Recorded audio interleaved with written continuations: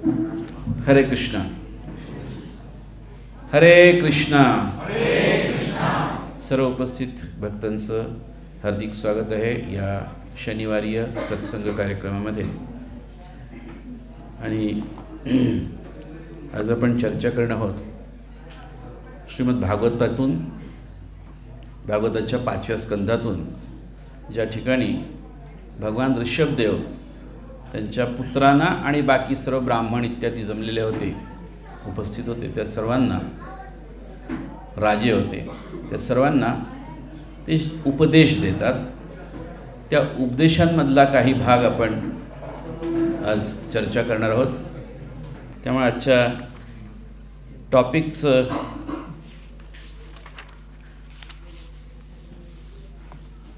आपल्याला मेसेज आला असेल. नाव काय आहे, शीर्षक आहे नेतृत्वाचे उत्तरदायित्व. नेतृत्वाचे उत्तरदायित्व. आपण एक श्लोक श्रीमद भागवतममधून म्हणण्याचा प्रयत्न करू. माझ्या पाठवून म्हणण्याचा प्रयत्न करा. गुरुर्न सस्यात् स्वजनो न सस्यात् पिता न सस्यात् जननी न सस्यात् दैवं न तत्सान्न पतिश्च सस्यात् नमोचयेद्य समुपेत्य मृत्युम. तर हा श्लोक श्रीमद भागवतमच्या 5व्या स्कंदातील 5व्या अध्यायातील 18वा श्लोक आहे. याचा आपण शब्दार्थ श्लोकार्थ तात्पर्य पाहूया. शब्दार्थ श्लोकार्थ तात्पर्य कृष्ण कृपामूर्ती अभयचरण अरविंद भक्तिवेदांत स्वामी स्वरूपाद श्री प्रभुपाद की. शब्दार्थ. गुरु, आध्यात्मिक गुरु. न, नाही. स, त्याने. स्यात, व्हावे. स्वजनः, नातेवाईक. न, नाही. स, असा मनुष्य.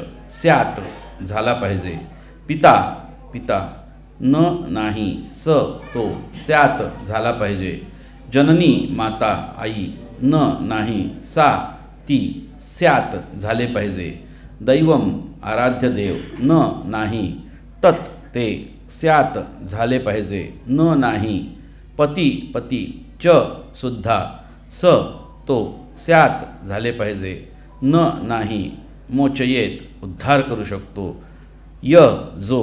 समुपेत मृत्युम, जो वारंवार होणाऱ्या जन्ममृत्यूच्या फेऱ्यात सापडला आहे तो. भाषांतर. जो मनुष्य आपल्यावर आश्रित असणाऱ्यांचा जन्ममृत्यूच्या चक्रातून उद्धार करू शकत नाही, त्याने कधीही एक आध्यात्मिक गुरु, पिता, पती, माता किंवा आराध्य देव होऊ नये. तात्पर्य. आध्यात्मिक गुरु अनेक आहेत, पण ऋषभदेव येथे स्पष्ट करतात की एखादा जर आपल्या शिष्याचा जन्ममृत्यूच्या चक्रातून उद्धार करू शकत नसेल तर त्याने आध्यात्मिक गुरु होऊ नये. मनुष्य जोपर्यंत भगवान श्रीकृष्णांचा शुद्ध भक्त होत नाही तोपर्यंत तो जन्ममृत्यूच्या चक्रातून स्वतःचा उद्धार करू शकत नाही. त्यक्त्वा देहम पुनर्जन्म नैति मामेति सो अर्जुन. मनुष्य केवळ भगवद्धामात परत जाऊनच जन्ममृत्यूचे चक्र खंडित करू शकतो. तथापि भगवंतांना तत्वतः जाणल्याविना कोणता मनुष्य भगवद्धामात परत जाऊ शकेल.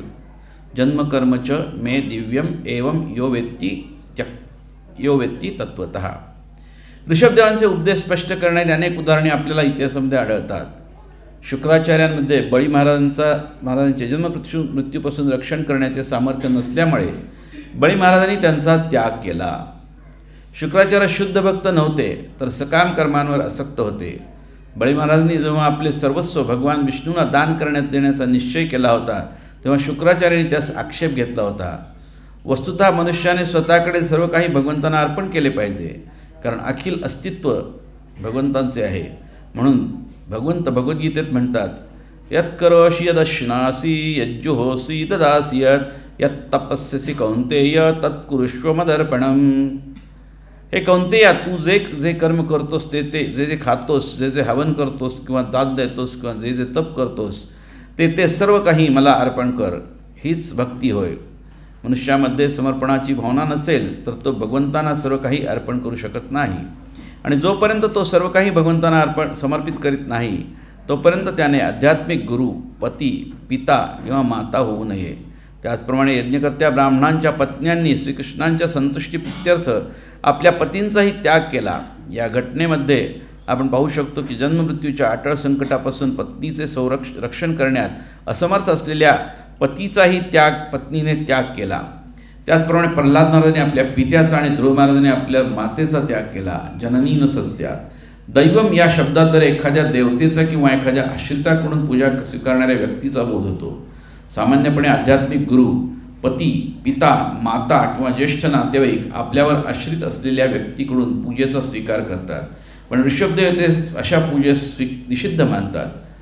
सर्वप्रथम पिता, आध्यात्मिक गुरु किंवा पती यांच्यामध्ये आश्रिताचा जन्ममृत्यूच्या चक्रातून उद्धार करण्याचे सामर्थ्य असले पाहिजे.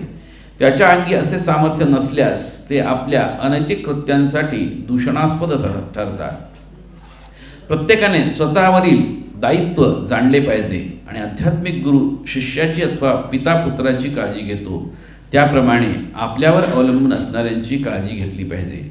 मनुष्य जोपर्यंत स्वतःवरील आश्रितांना जन्ममृत्यूच्या संकटापासून वाचू शकत नाही तोपर्यंत तो स्वतःवरील उत्तरदायित्व प्रामाणिकपणे आणि व्यवस्थितपणे पार पाडू शकत नाही.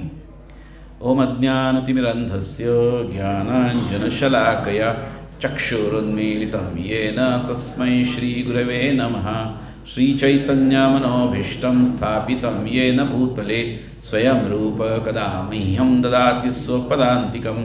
वन्देऽहं श्रीगुरोः श्रीयुतापदकमलं श्रीगुरून् वैष्णवांश्च. श्रीरूपं साग्रजातं सहगणा रघुनाथान्वितं तं सजीवं साद्वैतं सावधूतं परिजनसहितं कृष्णचैतन्यदेवं. श्रीराधाकृष्णपदान् सहगणललितान् श्रीविशाखान्वितांश्च. नमो विष्णुपदाय कृष्णपृष्ठाय भूतले श्रीमते भक्तिवेदान्तस्वामिनिति नामिने. नमस्ते सरस्वते देवे गौरवाणी प्रचारिणे निर्विशेष शून्यवादी पाश्चात्यदेशतारिणे. वाञ्छाकल्पतरुभ्यश्च कृपा सिन्धुभ्येव च पतितानां पावनेभ्यो वैष्णवेभ्यो नमो नमः. नमो महावदान्याय कृष्णप्रेम प्रदायते कृष्णाय कृष्णचैतन्य नामिने गौरत्विषे नमः. पंचतत्वात्मकं कृष्णं भक्तरूपस्वरूपकं भक्तावतारं भक्ताख्यं नमामि भक्तशक्तिकं. हे कृष्ण करुणा सिंधु दीनबंधु जगत्पते गोपेश गोपिकाकांत राधाकांत नमोस्तुते. तप्तकांचन गौरांगी राधे वृंदावनेश्वरी वृषभानुस्ते देवी प्रणमामि हरिप्रिये. जय श्री कृष्ण चैतन्य प्रभु नित्यानंद श्री अद्वैत गदाधर श्रीवास आदि गौरभक्तवृंद. हरे कृष्णा कृष्णा कृष्णा हरे हरे हरे राम राम राम हरे हरे. हरे कृष्णा कृष्णा कृष्णा हरे हरे हरे राम राम राम हरे हरे. हरे कृष्णा कृष्णा कृष्णा हरे हरे हरे राम राम राम हरे हरे.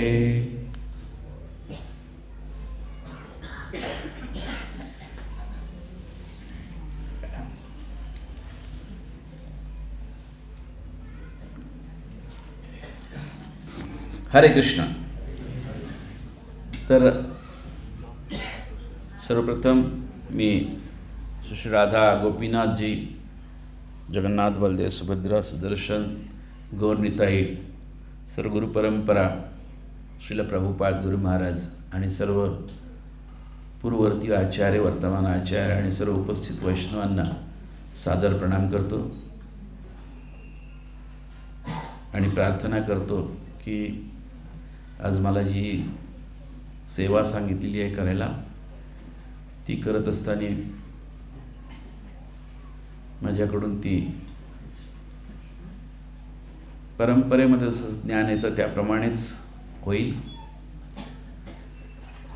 याच्यासाठी आणि सर्व आचार्यांना, भगवंतांना, वैष्णवांना संतुष्टी करण्यासाठी आणि माझ्या शुद्धीकरणासाठी सेवा करण्याचा मी प्रयत्न करेन असा मला आशीर्वाद द्या. हरिबोल बोलून. थँक्यू. शक्ती मिळाली. तर प्रश्न असा पडेल की आजच्या टॉपिकचं नाव आहे नेतृत्वाचे उत्तरदायित्व आणि त्यामुळे आपल्याला प्रश्न पडेल की याचा आपला काय संबंध.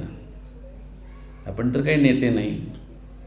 कारण ज्यावेळेस 2 दिवसापूर्वी चर्चा झाली मला श्रीमान कृष्णमुरली प्रभू म्हणाले की तुम्ही टॉपिक सिलेक्ट करा, मग त्याला काय नाव, टॉपिकला काय नाव द्यायचं. तर त्याचं इंग्लिशमध्ये आहे की responsibilities of leader, responsibilities of leader. मग मी त्याचं भाषांतर म्हणलं नेता, लीडर म्हणलं नेता.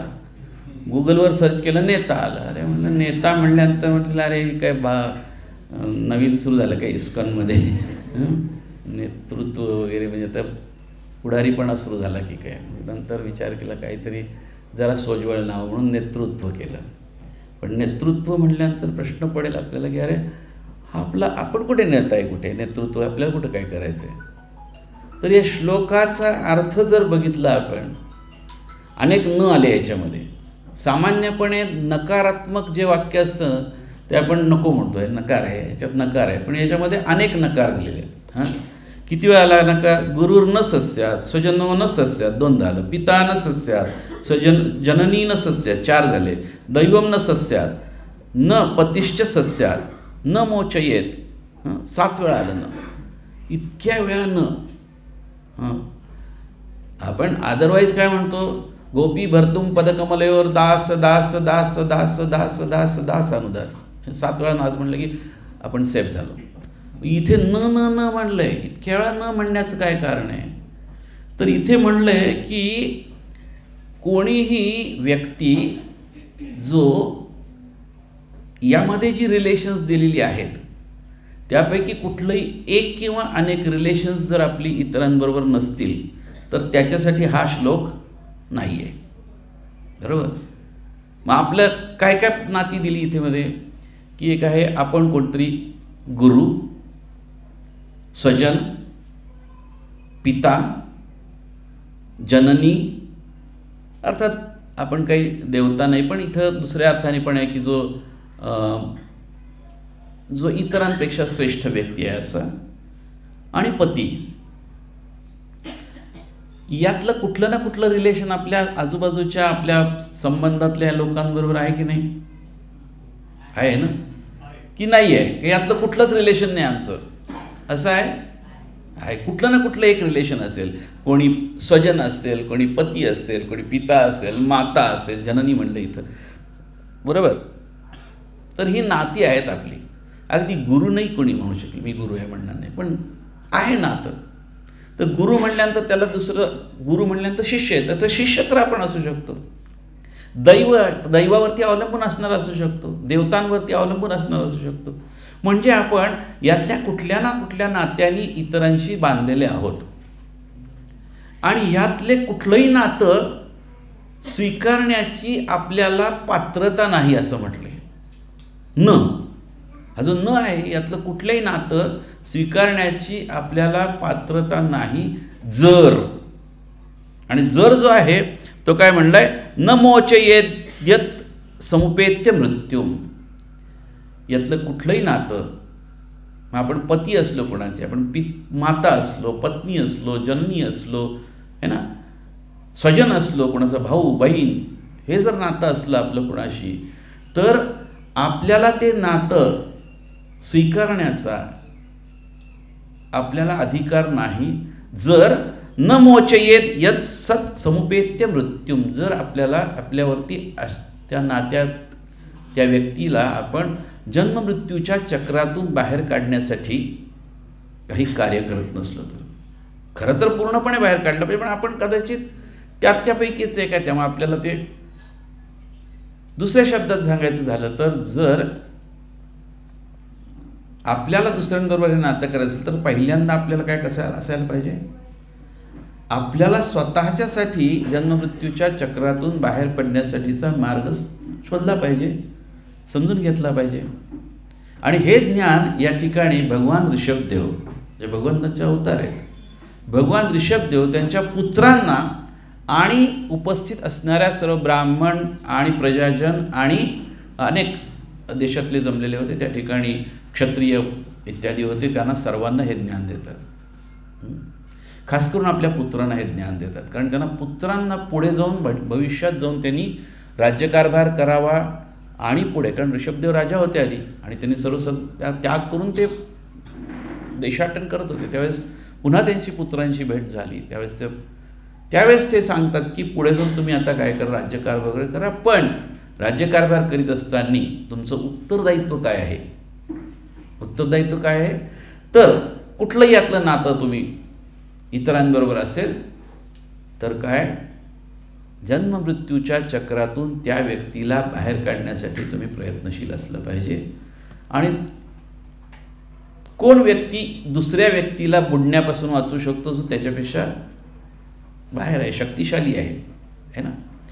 आणि म्हणून याचा रेफरन्स आपण मागे जाऊन पाहतो. हा जो 5वा अध्याय आहे, याचं नाव आहे भगवान ऋषभदेवांचे उपदेश. आणि या उपदेश देत असताना त्यांनी अनेक उपदेश, पहिल्या श्लोकापासूनच उपदेश द्यायला सुरुवात केली होती. आणि आपण थोडक्यात फास्टमध्ये आपण त्याला रिवाईज करू. पहिल्या श्लोकात ते सांगतात की पहिल्या श्लोकामध्ये ऋषभदेव महाराज ऋषभदेव बोलत नाही, जिथून त्यांनी बोलायला सुरुवात केली तिथून आपण बघू. पहिल्या श्लोकात ते सांगतात, खूप सुंदर श्लोक आहे, नायम देहो देवभाजान लोके कष्टान कामान अर्हते विभुजाये. तर ते म्हणतात, या जगातील सर्व देहधारी जीवांपैकी ज्यांना मानवी देह धारण प्राप्त झाला आहे, लाभलेला आहे, म्हणजे आपल्याला ॲप्लिकेबल आहे, बरोबर आहे ना. हां, आपल्याला ॲप्लिकेबल आहे, ओके. नाहीतर काय होईल की अरे हे आपल्याला नाही आहे, दुसऱ्याला कोणाला, आपल्यासाठी सर्वांसाठी, माझ्यासाठी पण जास्त आहे. त्यांनी केवळ इंद्रिय सुखाकरिता दिवसरात्र कठोर परिश्रम करू नयेत, कारण ही इंद्रिय सुखे तर खूप पॉवरफुल वर्ड आहे इथे. ही इंद्रिय सुखे तर विटभुजा म्हणले, विष्ठा खाणाऱ्या श्वानशुकरांनाही प्राप्त होत असतात. 2च प्राणी घेतली तर. विष्ठा खाणारे प्राणी कोण आहेत? शुकर म्हणजे डुक्कर आणि श्वान म्हणजे कुत्रा. हे 2 प्राणी विष्ठा खातात, त्यांनाही हे प्राप्त आहे, जे सुख आपण इंद्रिय सुख म्हणतो ते. आणि म्हणून मनुष्याने भक्तिमय सेवेचा दिव्य स्तर प्राप्त करण्यासाठी तपश्चर्या केली. तपो दिव्यम पुत्रका येन सत्वम. तपस्या केली पाहिजे. कशासाठी? भक्तिपूर्ण कार्य करण्यासाठी. पुढे ते म्हणतात की भक्तिमय सेवेचा स्तर प्राप्त होताच त्याला ऐहिक सुखाच्या पलीकडील शाश्वत आनंदमय जीवन प्राप्त होते. म्हणजे भक्ती केल्याने काय प्राप्त होतं? भौतिक जीवनामध्ये जी सुख दुःख आहेत, राहतं दुःखच आहेत, सुख आहेत का? नाही. सुख काय आहे तर पूर्वी राजे काय करायचे, एखाद्या कैद्याला, एखाद्या गुन्हेगाराला जर का गुन्हा केला तर त्याला शिक्षा काय द्यायचे की एखादा तलाव असेल तर त्याच्यामध्ये बोटीतून घेऊन जायचं आणि त्याला 2 सैनिक 4 सैनिक असायचे, ते त्याचं मानगुट पकडायचे आणि त्या पाण्यामध्ये त्याचं असं डोकं बुडवायचे, तोंड बुडवायचं. त्यावेळेस काय व्हायचं, त्याचा श्वास गुदमरायचा, धरून ठेवायचं, दाबून धरायचं, गुदमरायचं, तो हा करायला लागायचा की मग ते त्याला वर काढायचे. वर काढली असं व्हायचं त्याला, तर पुन्हा त्याला दाबायचं तसं. तर या भौतिक जगतामध्ये जे सुख आहे ते त्याच समान आहे. त्या इतर वेळी दुःख नाही आहे, त्यावेळी जे आहे ते दुःखच आहे, पण ते वाटतं सुख आहे. वा वा वा, दुःख नाही आहे म्हणजे सुख आहे. त्यामुळे या दुःखमय जे आहे व्यवस्था इथली, त्याच्यातून त्याच्या पलीकडे म्हणजे भक्तिपूर्ण कार्य करण्याने, आध्यात्मिक कार्य करण्याने आपल्याला खऱ्या सुखाचा लाभ होतो. पुढे दुसऱ्या श्लोकामध्ये ते सांगतात की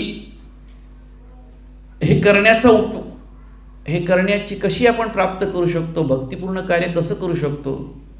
तर ऑफकोर्स पहिल्या अध्यायामध्ये, पहिल्या स्कंदामध्ये पण याच्यावरती वर्णन येतं. आणि 9 स्टेप्स आहेत त्या पण आहे, श्रवण कीर्तन हे पण आहे. त्याचबरोबर आहे अदो श्रद्धा तथा साधुसंग तथा भजन क्रिया तथा अनर्थ निवृत्ती इत्यादी करत भगवत प्रेम प्राप्त होतं. 9 स्टेप्स आहेत. आणि त्याच्या 14 स्टेप्स भागवतमच्या पहिल्या स्कंदामध्ये पण सांगितल्यात. आणि त्यातलाच एक पाठ या ठिकाणी सांगितलं की उन्नत आध्यात्मिक पुरुषांची सेवा, महत् सेवा, म्हणजे जो भक्त आहे त्याची सेवा केल्याने या एकमेव मार्गाने म्हणजे भक्ताची सेवा केल्याने मनुष्य भवबंधनातून त्याला मुक्ती मिळू शकते. आणि जे निराकारवादी असोत किंवा साकारवादी असोत अशा व्यक्तीची भक्ताची सेवा केली पाहिजे, त्यातही साकारवादीची. एखाद्या मनुष्याला भगवंतांच्या अस्तित्वामध्ये विलीन होण्याची इच्छा असली आणि भगवंतांच्या सान्निध्यात निवास करण्याची इच्छा, म्हणजे ज्या 5 प्रकारच्या मुक्ती आहेत त्यातली इच्छा असली कुठली, अगदी सायुज्य मुक्तीची इच्छा असली तरीही देखील त्याने अशा महात्म्यांची सेवा केली पाहिजे. महात्मा ज्यांना लिहिलं जातं ते नव्हे, इथे महात्मा कोण आहे, समहात्मा सुदुर्लभा, जो भक्तीमध्ये प्रगत आहे त्या भक्ताची, महात्म्याची सेवा केली पाहिजे. अशी सेवा करण्यात स्वारस्य नसलेल्या आणि त्याचवेळी स्त्री, मैथुन इत्यादीमध्ये आसक्त असणाऱ्या लोकांशी संग करण्यात स्वारस्य असलेल्या लोकांसाठी नरकाचे द्वार पूर्ण उघडे राहते. म्हणजे जो भक्ती करत नाही आणि केवळ स्त्री, मैथुन, ऐश्वर्य, सत्ता, पैसा याच्यामध्ये जो रममाण आहे त्याच्यासाठी नरकद्वार ओपन आहे, नरकद्वार ओपन आहे. आणि ते 2 जीवांमध्ये भेवभागात म्हणजे महात्मे जे असतात ते समानतेने पाहतात, त्याचं पुढं वर्णन येणार आहे.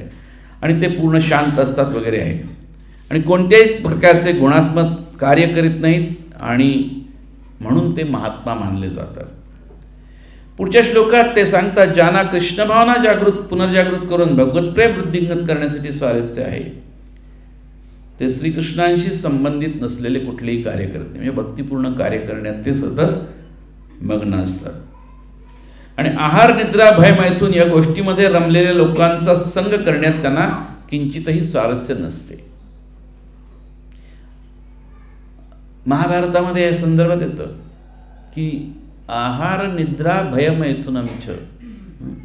हे आहार, निद्रा, भय, मैथुन या 4 गोष्टी मनुष्यही करतो आणि पशुही करतो, है ना. जर दोन्ही तेच करत असतील, दोघांमध्ये काय भेद आहे. धर्मो हि तेषाम अधिको विशेषो धर्मेण हीना पशुभी नराण, की पशुभी समान, की पशुसारखा आहे. जर मनुष्य देह प्राप्त झाल्यानंतर केवळ आहार, निद्रा, भय, मैथुन करत असेल तर तो व्यक्ती पशु समान आहे. आणि त्याच्यातला भेद काय, पशुपेक्षा आपण का वेगळे, तर धर्मो हि तेषाम अधिको विशेष. धर्म, आता धर्म म्हणजे काय, तर हे आपण पूर्वी पण ऐकलं असेल, पण पुन्हा एकदा पुनरुक्ती करायचं तर धर्म म्हणजे जे वेगळं करता येत नाही. साखरेचा धर्म काय आहे, गोडवा आहे. साखर तिखट आहे, कळे ऐकले, मीठ गोड ऐकले नाही ना. पाणी त्याचा बर्फ केलं तर घट्ट होतं, पण अदरवाईज पाणी वाहतं. वाहणं हा पाण्याचा धर्म आहे, गुणधर्म. तसा जीवात्म्याचा धर्म काय आहे, जीवात्म्याचा धर्म आहे भगवंताची सेवा करणं, बरोबर. जीवेर स्वरूप है कृष्णेर नित्यदास. आणि म्हणून जो भक्तीमध्ये प्रगती करीत आहे, भक्ती मार्गाला लागलेला आहे, तो वेगळ्या स्तरावरती पोचतो. त्याला या अन्य गोष्टी, या केवळ आहार, निद्रा, भय, मैथुन यामध्ये स्वारस्य नसतं.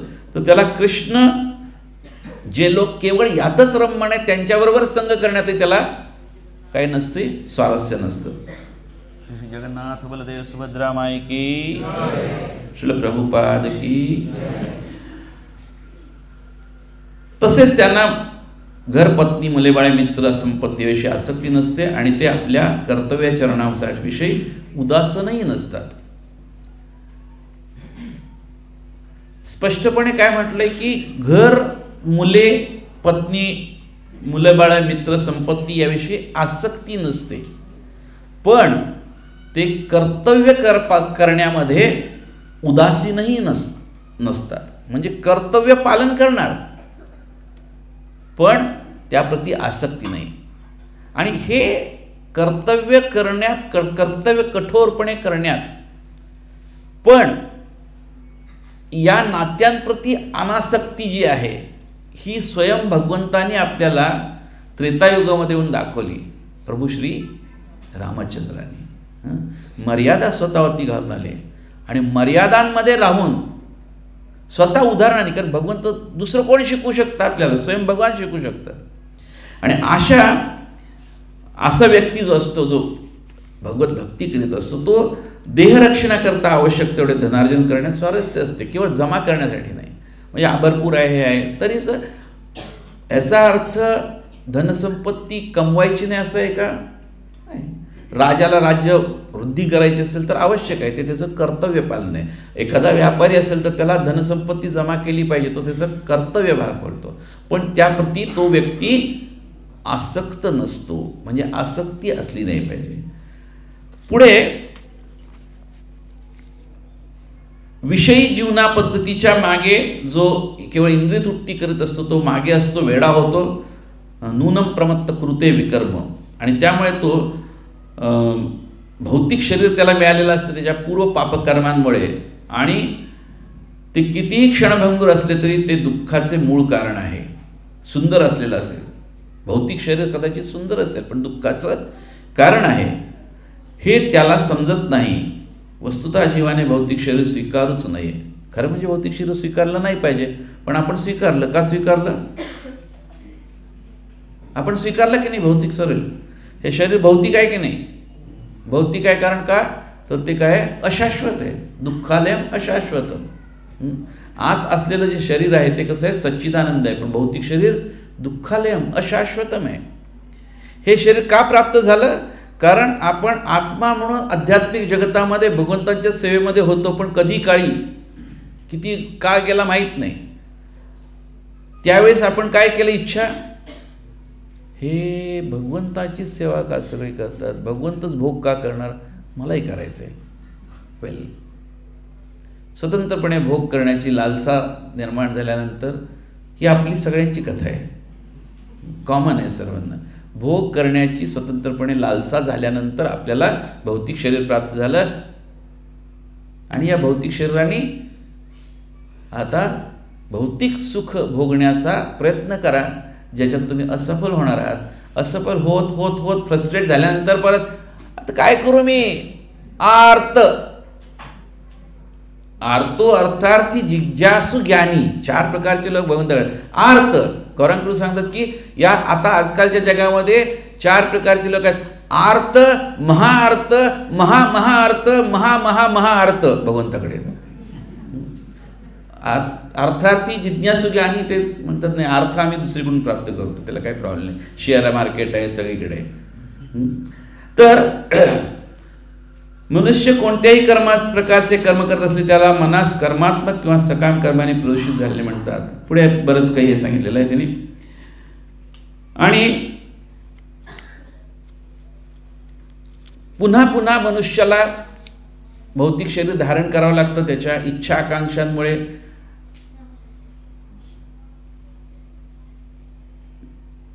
मन जे आहे ते मनावरती कंटिन्युअसली जमा होत असते भौतिक इच्छा, भौतिक इच्छा, भौतिक इच्छा. आणि जेवढ्या इच्छा निर्माण होतील तेवढी शरीर पुढे भविष्यामध्ये प्राप्त होतं.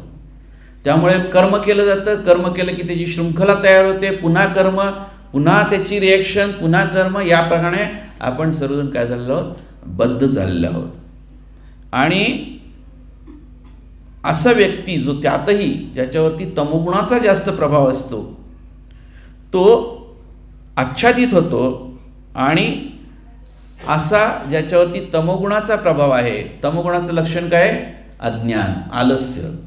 अज्ञान आणि आळसामुळे व्यक्तीला काय वाटायला लागतं की आत्मा परमात्मा या दोघांचं स्वरूपच तो विसरून जातो. हे परमात्म्याची तर दूरची गोष्ट, आपण आत्मा आहोत हे नाही तो विसरलेला असतो. आणि आपण आत्मा आहोत ही आठवण करून देण्यासाठी आपल्याला आहे ना भगवद्गीतेमध्ये अख्खा पहिला अध्याय जातो. पहिल्या अध्यायामध्ये कुठेही अध्यात्माचा काही लवलेश नाही आहे. अर्जुन भौतिक जे मूल्य आहेत ती सांगत असतो, असं होईल तसं होईल तसं होईल, मला पाप लागेल, मला हे सुख अनुभवायला मिळणार नाही, आणि माझ्या आनंदात कोणी सहभाग होणार नाही, आणि हे प्रजाजन आहेत हे यातले पुरुष मरून जातील, स्त्रिया राहतील, त्यांच्यापासून अवांछित संतती निर्माण होईल, त्यांचं शोषण होईल, आणि पिंडदान आदी कर्म बंद होईल, आणि सर्व समाजाचा ऱ्हास होईल. ह्यात कुठेही अध्यात्म नाही. आणि म्हणून दुसरा अध्याय सुरू झाल्यानंतर जोपर्यंत अर्जुन कृष्णांना सांगत नाही की कार्पण्य दोष मी तुमचा शिष्य झालेला नाही, शिष्यस्तेहम शाधिमाम त्वाम प्रपन्न, तोपर्यंत भगवंत काही बोलत नाहीत. त्याच्यानंतर बोलायला सुरुवात करतात, आणि मग ताडण आहे. पहिले 10-15 श्लोक आहेत आत्मा याच्याबद्दल. दुसरा अध्याय भगवद्गीतेचा आत्म्याबद्दल पहिल्या श्लोकात आहेत. आत्म्याची लक्षणं वेगवेगळी सांगितलेली आहेत. आणि म्हणून ते अज्ञानातून बाहेर येणं आहे.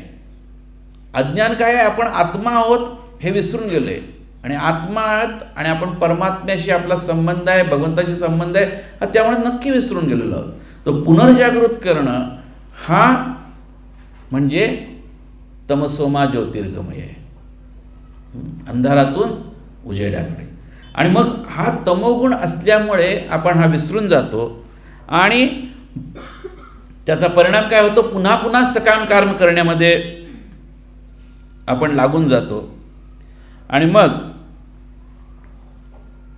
जोपर्यंत आपण भगवत प्रेम विकसित करत नाही तोपर्यंत पुन्हा पुन्हा भौतिक शरीर धारण करावं लागतं. तर याचा सिंपल अर्थ आपल्याला असा आहे की आपल्याला या जन्ममृत्यूच्या शृंखलेतून, या चेनमधून जर बाहेर पडायचं असेल, या चक्रातून बाहेर पडायचं असेल, तर आपल्याला बाहेर काढणारा जो व्यक्ती आहे त्याचा आश्रय घ्यायला लागेल. आणि बाहेर काढणारा असणं कोण आहे? भवामी नचिरात पाथ मय्या वेशित चेतसा, की मी बाहेर काढतो. भगवंत म्हणतात मी जन्ममृत्यूच्या चक्रातून बाहेर काढतो त्याला, जो माझा आश्रय घेतो. म्हणजे दुसऱ्या शब्दात सांगायचं तर आपल्याला भगवंतांचा आश्रय घेतला पाहिजे. भगवंतांचा आश्रय घेऊन आपण काय करायला पाहिजे? भगवंतांची सेवा करणं, म्हणजे भगवंताची भक्ती करणं, हे आपलं प्रत्येकाचं कर्तव्य आहे. पुढे ते सांगतात की तुम्ही काय केलं पाहिजे. जो इंद्रिय तृप्तीसाठी प्रयत्न करण्यात कालापव्यय न करता बुद्धिमान आणि मनुष्य अगदी जो आहे तो सुद्धा, म्हणजे जो करतो हे न समजणार, म्हणजे जो कोणी हे करत नाही, केवळ कालापव्यय करतोय, इंद्रिय तृप्तीसाठी प्रगती करण्यासाठी न करता तो स्वहित करतो, तो खरा भौतिक जगतामध्ये सुखी होण्याचा प्रयत्न करतो. आणि हे जर कोणी करत नसेल, तर केवळ तेच करत असेल, कालापव्यय करत असेल, वेळ घालवत असेल त्याच्यामध्ये, तर त्याला त्याचं जीवन मूर्ख पशुसारखं आहे, मूर्ख पशुसारखं आहे. आणि मग पुढे त्यांनी भौतिक जगताचं जे आकर्षण आहे, स्त्री पुरुष यांच्यातलं आकर्षण, आणि त्याची जी शृंखला आहे पुढे, आणि त्याचे परिणाम घर, संपत्ती, मुलेबाळे, नातेवाईक इत्यादी, यामध्ये आसक्त होत जातो. आधी काय सांगितलंय? आसक्त न राहता जे कर्म आहे, आपली जी कर्तव्य आहे ते पालन केलं पाहिजे. जसं प्रभू रामचंद्रांनी केलं तसं त्या मार्गाने त्यांचं अनुसरण करून त्यांनी दाखवलेल्या मार्गाने आपण कार्य केलं पाहिजे. पण त्या कार्यक्रमामध्ये त्या व्यक्तीप्रती जी आसक्ती आहे ती आध्यात्मिक आसक्ती नव्हे तर भौतिक आसक्ती सोडून दिली पाहिजे. आध्यात्मिक आसक्ती म्हणजे समोरचा प्रत्येक व्यक्ती काय आहे, जीव आहे, भगवंताचा अंश आहे, आपल्याच समानाचा आहे, ही समान दृष्टीने पाहून त्याची सेवा केली पाहिजे. पण भौतिक कार्यासाठी नाही केली पाहिजे, भौतिक म्हणून नाही केली पाहिजे. आणि मग पुढे ते सांगतात की असं केल्यामुळे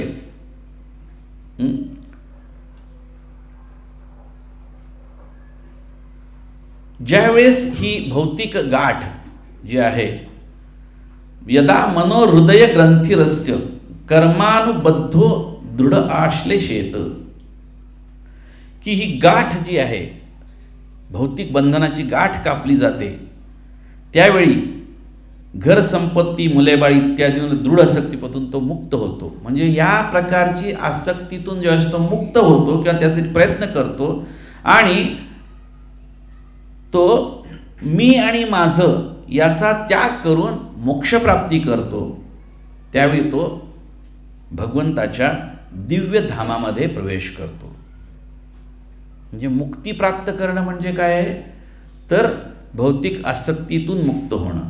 आणि भौतिक आसक्तीतून तेव्हा मुक्त होतो ज्यावेळेस तो भगवंताशी बांधला जातो. भगवंताशी बांधला गेल्याशिवाय भौतिक आसक्ती नाही सुटत. आणि म्हणून भौतिक आसक्तीतून मुक्त होऊन भगवंताशी आसक्ती म्हणजेच दुसऱ्या शब्दामध्ये आपल्याला भक्ती करणं भगवंताची, हे अत्यावश्यक आहे. हे ऑप्शनल आहे का? भक्ती करणं ऑप्शनल आहे? कंपल्सरी आहे, अत्यावश्यक आहे. आणि मग यानंतर त्यांनी काय केलं की 25 वेगवेगळी कार्य सांगितली करायला. ती कार्य प्रत्येकाने करण्यासारखी आहेत. मुक्ती प्राप्त करणे ते सांगितलं, मग मुक्त झालं पाहिजे भौतिक आसक्तीतून. आणि मुक्ती करण्यासाठीची पद्धती सांगितली. ती पद्धती काय? गुरूंचा आश्रय घेतला पाहिजे सर्वप्रथम. योग्य प्रामाणिक गुरुशिष्य परंपरेतून आलेल्या व्यक्ती ज्या आहेत, गुरु आहेत, त्यांचा आश्रय घेतला पाहिजे. आपण अतिशय भाग्यवान आहोत की आपण या जागी जिथे बसलेलो आहोत, ही जागा कोणाची आहे? इस्कॉनची. इस्कॉन कोणाचं आहे? प्रभुपादांचे. प्रभुपाद कोण आहेत? संस्थापक आचार्य. प्रभुपाद परंपरेमध्ये आलेले गुरु आहेत की नाहीत? त्यांचा आश्रय घेतला की आपण गुरु परंपरेला जोडले जातो. सो आपण सेफ आहोत. गुरूंचा आश्रय. पुढे म्हणले वितृष्णया, इंद्रिय तृप्तीपासून अनासक्ती झाली पाहिजे. इंद्रिय तृप्तीची इच्छा जी आहे, इंद्रिय तृप्ती करण्याची इच्छा बंद होईल का? पण इच्छा झाल्यानंतर त्याच्यावरती काय केलं पाहिजे? नियंत्रण, त्याच्यावरती ट्राय केलं पाहिजे. नाही ठीक आहे, थोडंसं थांबतो. आणि दुःखरूपी द्वंद्वे सहन करणे. इंद्रिय तृप्ती का करण्याची इच्छा होते? तर त्याच्याकडून सुख मिळेल. सुख आलं की त्याच्याबरोबर भौतिक जगतामध्ये द्वंद्व आहे, सुखाबरोबर दुःख येणार आहे. म्हणजे दुःख आणि सुख हे ज्यावेळेस येतं त्या द्वंद्वापासून काय राहिलं पाहिजे? आपण ती सहन केलं पाहिजे. सुख आलं तरी सहन केलं पाहिजे आणि दुःख आलं तरी सहन केलं पाहिजे. कारण दोन्ही काय आहे? कर्मबंधन आहे. आणि हे केलं कधी होतं? सुख दुःख भौतिक कार्य करण्याने, इंद्रिय तृप्ती करण्याने. आणि हे आपल्या आपण होत नाही. त्यासाठी काय करायला लागेल? त्यांनी सांगितलं जिज्ञासा केली पाहिजे. तत्वज्ञानाच्या दृष्टिकोनातून परमसत्याविषयी जिज्ञासा केली पाहिजे. याचा दुसरा अर्थ आहे की आपण सत्संगाला ज्यावेळेस जातो त्यावेळेस सत्संगाला जाणं हा एक, जसं अनेक लोक वेगवेगळे क्लब असतात है ना, तसा आपला हा क्लब आहे का? क्लब नाही आहे हा. आध्यात्मिक क्लब म्हणू शकतो आपण. पण हा म्हणजे चला शनिवार आहे, सगळे भेटतात एकमेकाला, नंतर खायला प्यायला पण मिळतं, थोडं डान्सिंग पण करता येतं, मस्त चला. हा आहे का उद्देश? हा असू शकतो सुरुवातीला, पण याचा अल्टिमेटली काय? जिज्ञासा. जिज्ञासा काय? जिज्ञासा तत्वजिज्ञासा. कशाची? परमसत्याविषयीची जिज्ञासा. जर आपण सत्संगाला येतो आणि परमसत्याची जिज्ञासा न करता अन्य काही करत असलो तर काय उपयोग आहे? परमसत्याविषयीची जिज्ञासा ही कशात होते? जे लेक्चर असतं, जे प्रवचन असतं, या माध्यमातून कीर्तनातून आपली परमजिज्ञासा निर्माण होते. भगवंतांना शरण जाणं, भगवंतांची आरती करणं, भगवंतांची आरती पाहणं, भगवंतांचं दर्शन घेणं, या सगळ्या जिज्ञासेचा भाग आहेत. आणि खास करून प्रश्न विचारणं. पुढे आहे तपस्या केली पाहिजे. तपस्येमध्ये काय येतं की जे आपल्याला करायला आवडतंय, खूप वेळा आता मस्त हे करू नाही. तपस्या म्हणजे स्वतःहून रिस्ट्रिक्शन घालून घेणं है ना. ज्या देशाचा पंतप्रधान त्यांना सांगितलं की तुम्हाला तुमच्या हस्ते काय करायचंय? प्राणप्रतिष्ठा करायची. त्यांनी ते जे प्राणप्रतिष्ठा करणारे गुरु आहेत त्यांना विचारलं याच्यासाठी काय तपस्या केली पाहिजे. त्यांनी सांगितलं 3 दिवस तुम्हाला काही नियम सांगितले. यांनी किती दिवसाची तपस्या केली? 11 दिवसाची केली.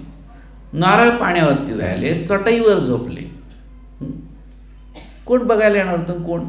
तर ही असते तपस्या. एक उदाहरण आहे आपल्याला. एक राजर्षी म्हटलं त्या दिवशी त्यांना. का? तर तपस्या करतात, ऋषीसारखं जीवन आहे. तर तपस्या म्हणजे स्वतःहून एखादा कष्टप्रद जीवन जगण्याची इच्छा, जगण्याचा प्रयत्न करणं. नको वाटतं मनाला आहे ना, काय चटईवर झोपायचं नाही, पण ते जर माझ्या आध्यात्मिक प्रगतीसाठी हेल्पफुल असेल तर मी केलं पाहिजे. तपस्या. त्यानंतर इहानिवृत्त्या, इंद्रिय तृप्तीसाठीचे प्रयत्न त्यागून भगवत सेवा केली पाहिजे. इंद्रिय तृप्तीसाठीचे प्रयत्न हे नेहमीच आपण करत असतो, पण ते त्यागून काहीतरी भगवत सेवा केली पाहिजे. भगवत सेवेमध्ये काय काय येतं? श्रवण, कीर्तन, स्मरण, वंदन, पादसेवन, साख्यम, दास्यम, आत्मनिवेदन सगळं येतं. मग आज संध्याकाळी कुठली तरी पार्टी सोडून शनिवारचा सत्संग इथे येऊन श्रवण करणं किंवा कीर्तन करणं, यात भाग घेणं, हा काय? इहानिवृत्ती आहे. याचा अर्थ की सर्व पार्ट काही नाही, बाकी रिलेशन नको असं नाही, पण ही एक प्रकारे तपस्या पण आहे. कोणतरी माझ्यासारखा बोलते त्याचं ऐकत बसणं ही सुद्धा तपस्या आपण्यासाठी. पण धन्यवाद की म्हणजे तुमची सहनशीलता आहे, तुम्हाला तितिक्षया आहे, ती सहन करताय तुम्ही. असं तर प्रयत्न केले पाहिजेत. कशासाठी? भगवत सेवा करणे, कुठली ना कुठल्या प्रकारची सेवा भगवंताच्या प्रती करण्याचा प्रयत्न. त्यानंतर सांगितले जीवांच्या जीवनातील दुःखी परिस्थिती जाणणे, इतर जीवांच्या. आजकालचं कसं झालंय जीवन की पूर्वी अहम ममेती होतं, पण आता अहम अहम आहे. पूर्वी एका घरामध्ये 10 लोक राहत होते, नंतर 10चे 4 राहायला लागले, 4चे 2 राहायला लागले, 2 राहिल्यानंतर आता पती पत्नी म्हणतात माझं माझं तुझं तुझं, माझं माझं तुझं तुझं आहे ना. अहम अहम, ममेती नाही. अहम मया, मया पण काय, मीच, सगळं मीच. तर हे काय आहे? इतर व्यक्तींना काय दुःख होऊ शकत असेल? बऱ्याचदा आपण इतरांच्या दुःखाकडे पाहून आपल्याला एक प्रेरणाही प्राप्त, अरे काय त्या व्यक्तीला दुःख आहे, मला तर काहीच नाही त्याच्या कंपॅरिझनमध्ये. आपल्याला ज्यावेळेस म्हणून भागवतममध्ये आहे ना, अशा संकट ज्या व्यक्तीवरती येतात त्यांचं वर्णन येतं. आपल्याला बऱ्याचदा वाटतं की माझ्या जीवनात काय दुःख आहे, काय काय संकट येत आहे. कुंती महाराणीला आलेल्या संकटापैकी आपल्याला जास्ती आहेत का? आणि ती कुंती महाराणी काय प्रार्थना करते? भगवंत अजून संकट येऊ देत. आपली ती स्थिती नाही आहे, पण आपण प्रेरणा घेऊ शकतो त्यातून की आलेल्या दुःखानं सहन कसं करणं भगवंताची कृपा म्हणून स्वीकारते ती. जेव्हा भगवंता, कारण ती म्हणते की ज्यावेळेस संकट येतात त्यावेळेस भगवंत तुम्ही आमच्या जो आम्हाला मदत करता आणि तुमची आठवण येते. तर संकट आली तर आम्हाला मदत होती. त्यामुळे अशी संकट आली तर येऊ देत, अजून किती यायची तेवढी. आपण असं म्हणलो तर आपल्याला सहन नाही होणार, पण कमीत कमी संकट येतंय, येऊ नये म्हणून तरी भगवंताचा आश्रय घेऊ शकतो आपण. आणि या व्यक्तींकडे, अशा ज्यांनी ही संकट सहन करतायत आजूबाजूला आपल्याला पाहू शकतो. पण आपण काय झालं की इतके आपण डोळे मिटून घेतले की बाहेर काही बघायचंच नाही. त्यामुळे इतरांना काय दुःख आहे ती आपल्याला दिसत नाहीत. पण इतरांची दुःख समजून घेतली तर आपल्याला दोन गोष्टी होतात की आपली दुःख तेवढी जास्ती नाहीत, ओके, सहन करण्यासारखी आहेत, आणि दुसऱ्याला काही मदत करू शकतो आपण का याचा विचार केला तर इतरांना मदत केली तर भगवंत प्रसन्न होतात. म्हणून इतरांच्या दुःखामध्ये सहभागी, त्यांना मदत करणं, त्याचं समजून घेणं हे केलं पाहिजे, ती परिस्थिती जाणणं. आणि अशा संकटांमध्ये सुद्धा ते कशा प्रकारे भगवंतांप्रती, अन्य लोकांप्रती आपलं कार्य करण्यामध्ये सिंपल इव्हन भौतिक स्तरावरती सुद्धा आपल्याला ही मदतगार गोष्ट आहे की कसे लोक राहतात, कशा प्रकारे त्यांना कुठल्या संकटांना तोंड द्यावं लागतं. आणि त्याच्या कंपॅरिझनमध्ये जर आपण चांगले जीवन असतो. नॉर्मली आपण काय झालं की दुसऱ्याकडे काय चांगलं आहे ते पाहतो आणि आपण दुःखी कष्टी होतो. हां, पण खरं सांगायचं तर इतरांची दुःख पाहून आपल्याला अरे आपण खूप चांगल्या स्थितीत आहोत, हा आपल्याला एक सोलास मिळू शकतो. मत कर्म भी, भगवंतांकरिता कर्म करणे. मत कथयाच नित्यम, भगवंतांच्या विषयी कथा श्रवण करणे, या गोष्टी अवश्य केल्या पाहिजेत. आणि भगवंतांच्या भक्तांचा संग केला पाहिजे. मत एव संगात गुणकीर्तनात्मे, भगवंतांच्या अलौकिक अशा गुणांचे कीर्तन आणि यशोगान करायला सांगितलं त्यांनी नेहमी. आणि शत्रुत्व त्यागून, म्हणजे इतर व्यक्तींप्रती शत्रुत्वाची भावना नाही ठेवली पाहिजे. हां, ठीक आहे, काही प्रसंगाने एखादा व्यक्ती आपल्याबरोबर काही झगडा होऊ शकतो, हे होऊ शकतो, पण त्याच्यातून शत्रुत्व नाही ठेवलं पाहिजे. कारण शत्रुत्व काय करतं, आपल्याला मत्सराकडे घेऊन जातं, द्वेषाकडे घेऊन जातं. आणि तो द्वेष आणि मत्सर हा 6 गोष्टींपैकी ज्या आहेत, काम, क्रोध, लोभ, मोह, मद, मत्सर, याच्यातल्या 5 गोष्टी भगवत सेवेसाठी लावू शकतो, पण मत्सर आणि द्वेष आपण लावू शकत नाही. म्हणून जो इतरांना शत्रू मानत नाही असा व्यक्ती भगवंतांना प्रिय आहे. आणि म्हणून आपण पाहू शकतो की युधिष्ठिर महाराज हे मोठं उदाहरण आहे की अजातशत्रू आहेत. अजातशत्रू आहेत याचा अर्थ त्यांना शत्रू नव्हते का? शत्रू म्हणजे केवढे शत्रू होते? 11 अक्षौहिणी सेना उभी करून ठेवली समोर, शत्रू होते, परंतु ते कोणालाही शत्रू मानत नव्हते. तसं आपल्याला आपल्याप्रती कोणी शत्रुत्व करत असू शकतो, पण आपण दुसऱ्याप्रती शत्रुत्व न करणे, शत्रुत्वाचा त्याग करणे. आणि घर शरीर त्यागण्याची इच्छा ठेवणे. ठीक आहे, त्यागणे म्हणजे काय? घर सोडून जायची गरज नाही, अनासक्ती पैदा करणे. त्या प्रतीची जी मगाशी सांगितलं होतं त्यांनी की अनासक्ती जी आहे, घर, मुलं बाळ यांच्या प्रती कर्तव्य करायचं पण अनासक्त व्हायचं. आणि विविक्त सेवा म्हणजे थोडासा वेळ स्वतःसाठी, एकांतवास. एकटा असल्यानंतर अरे मी काय करतोय जीवनात, माझं काय आहे, मला काय करायचं आहे, कुठं पोचायचं आहे, याचं चिंतन एकांतवासात आपण करू शकतो. तो एकांतवासात. आणि प्राणवायू, इंद्रिय, मन हे सर्व नियंत्रणात ठेवणं. प्राणवायू कसा नियंत्रणात येऊ शकतो? प्राणवायू म्हणजे ज्याला आजकाल बीपी म्हणू शकतो आपण. बीपी पटकन वाढतं ना, काय अस्वस्थ होऊन जातो आपण, विचलित होऊन जातो. तर भौतिक गोष्टींनी विचलित न होणं, ठीक आहे, होतंय, हे सहजासहजी शक्य नाही. याच्यासाठी प्रयत्न करण्यापेक्षा हे सगळं पॉसिबल आहे ज्यावेळेस आपण भगवंतांना शरण जातो. पुढे म्हणलंय सत्श्रद्धया, वैदिक ग्रंथांवर विश्वास. आपलं शिक्षण अशा पद्धतीचं झालेलं आहे गेल्या 100, 150, 200 वर्षामध्ये की आपला विश्वास कशावरती आहे?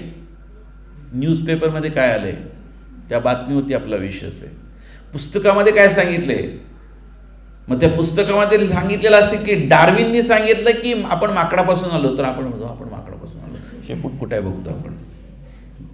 पण खरं आहे का ते?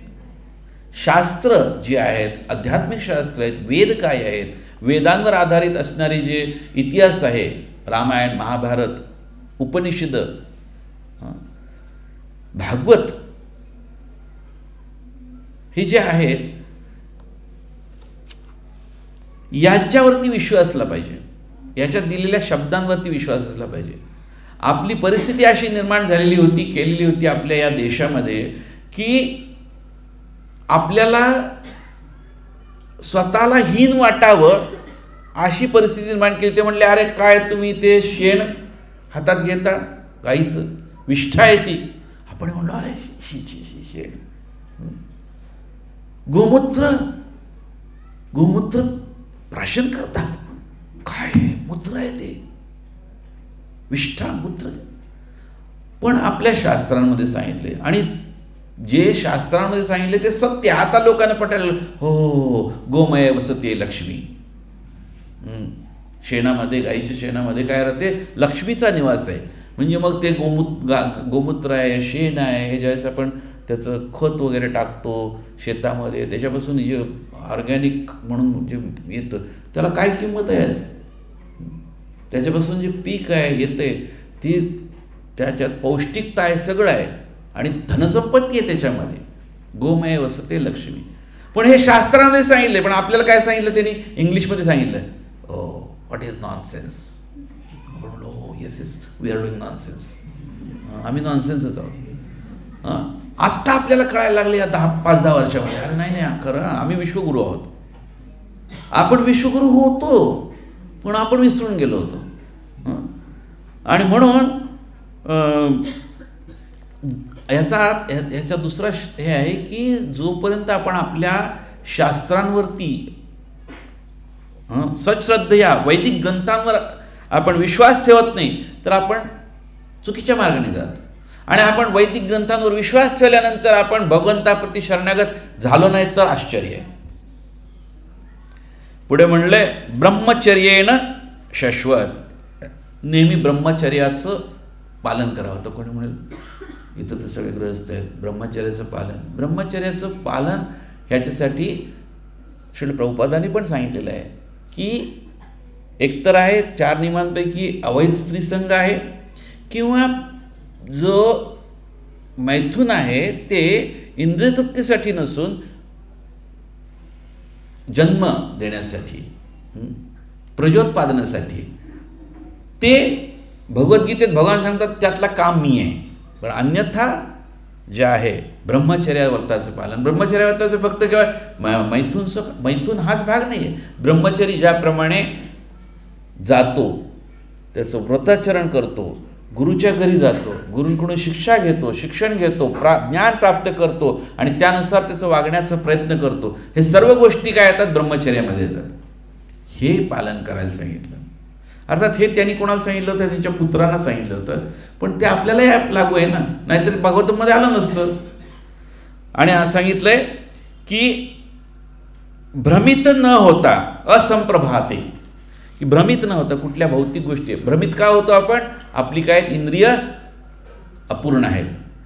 अपूर्ण इंद्रिय असल्यामुळे आपण काय करतो? चुका करतो. चुका केल्याने भ्रमित होतो.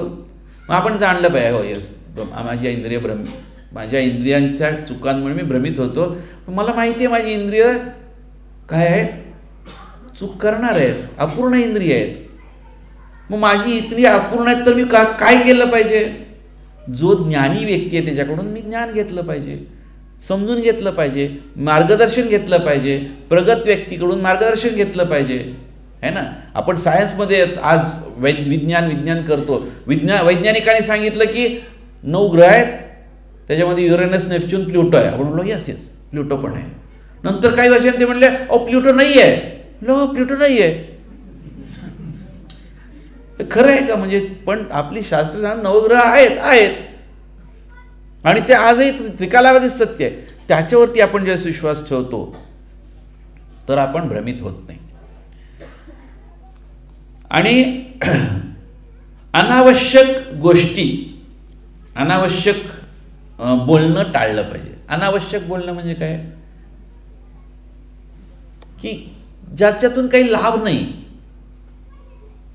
केवळ आपलं काहीतरी टाइमपास आहे, तर ते टाळण्याचा प्रयत्न केला पाहिजे. सर्वत्र मद्भाव ऐचक्षेण, सतत भगवंताचं चिंतन केलं पाहिजे. आणि म्हणून आपण ज्यावेळेस भगवद्गीता समजून घेतो, भगवद्गीतेमध्ये भगवंतांनी एक अध्याय अख्खा काय सांगितला, तुम्ही मला कुठं कुठं पाहू शकता, कुठं कुठं पाहू शकता, तर नद्या सगळीकडं. इव्हन भगवंताचं ते एक विराट रूप पण आहे, त्याच्यातही भागवतमध्ये पण येतं. नद्या असतील, डोंगर असतील, झाडं असतील, कुठल्या सर्व झाडांमधला जो वटवृक्ष आहे तो मी आहे.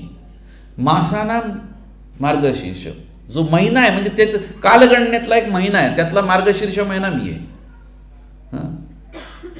पाण्यातला रस मी आहे. आपल्याला काय होतं की आपली ती आठवण होत नाही, आपल्याला समाव आपण इतके बिघडलेलो आहोत की आपल्याला ते समजत नाही. एकदा पुणा यात्रेमध्ये देवामृत स्वामी महाराज 1 तासाचा भागवतम क्लास घेतला आणि त्या 1 तासाच्या भागवत क्लासमध्ये त्यांनी 2-3 ग्लास तरी पाणी प्यायलं आणि थोडंसं सांगितलं की म्हणायचे, हो आय ड्रँक कृष्णा. पूर्ण लेक्चर रस, पाण्यातला रस मी आहे याच्यावर. पण आपल्याला असं होतं का नाही, आपण म्हणतो अरे पाणी पितो, ठीक आहे पाणी काही वाटत, पण तिथे सगळीकडे प्रत्येक ठिकाणी आपण भगवंतांची अनुभूती घेऊ शकतो, सर्वत्र आपण भगवंतांना पाहू शकतो जर आपण भगवंतांचं चिंतन करीत असलो तर, आणि अन्य गोष्टी त्यागल्या तर. आणि ज्ञानेन विज्ञान विरजितेन, ज्ञान विज्ञान प्रत्यक्ष उपयोग करून आपण अनुभूती घेतली पाहिजे आणि भक्तियोगाचं आचरण केलं पाहिजे. आणि हे करीत असताना आपण काय केलं पाहिजे, धैर्य आणि उत्साह, उत्साहात, निश्चयात, धैर्यात, तत्तत् कर्म प्रवर्तनात.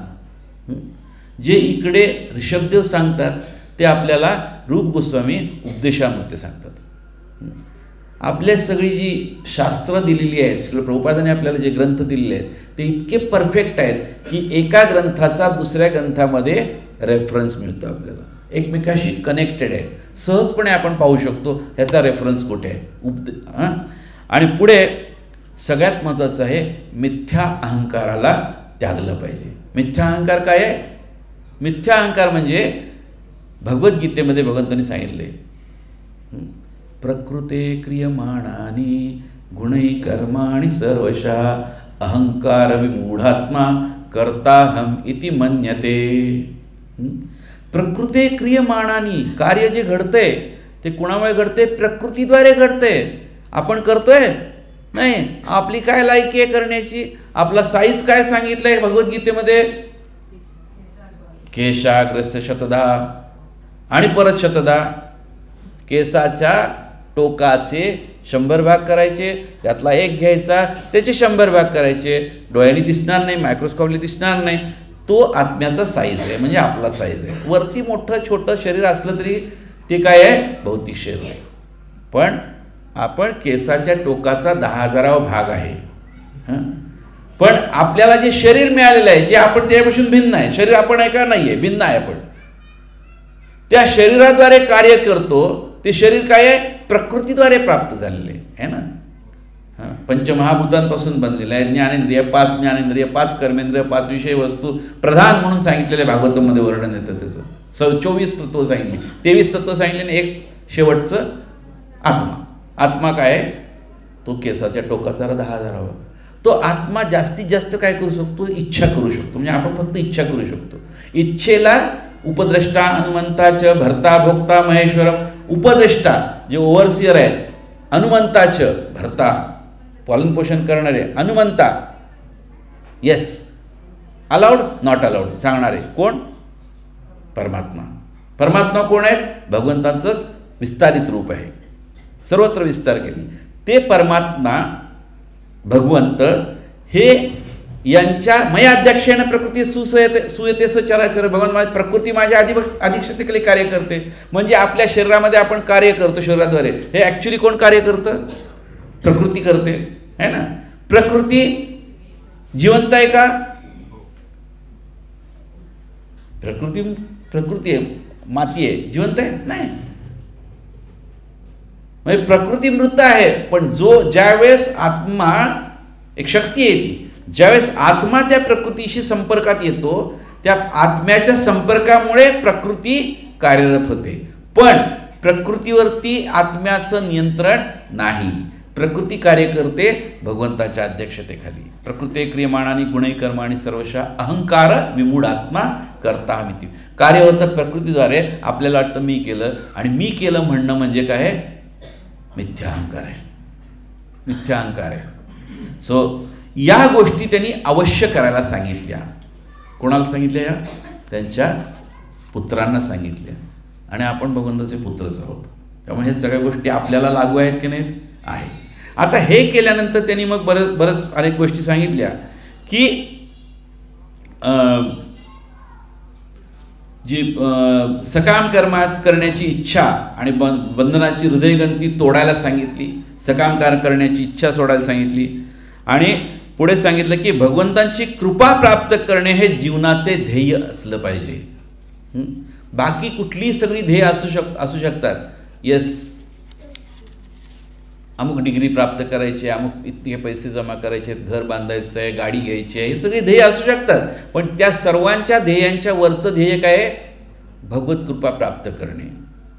आणि म्हणून त्यांनी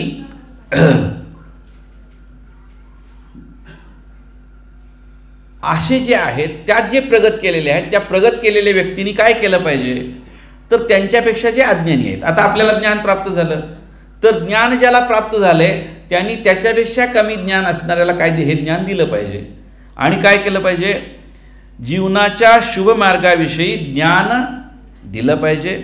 आणि ऐहिक सुखोपभोगांच्या बंधनात गुरफटलेले असतात इतर जण, त्यांना त्याच्यातून सोडवण्याचा प्रयत्न केला पाहिजे. आणि मग याचा संबंध कुठे येतो? या श्लोकाशी येतो की काय?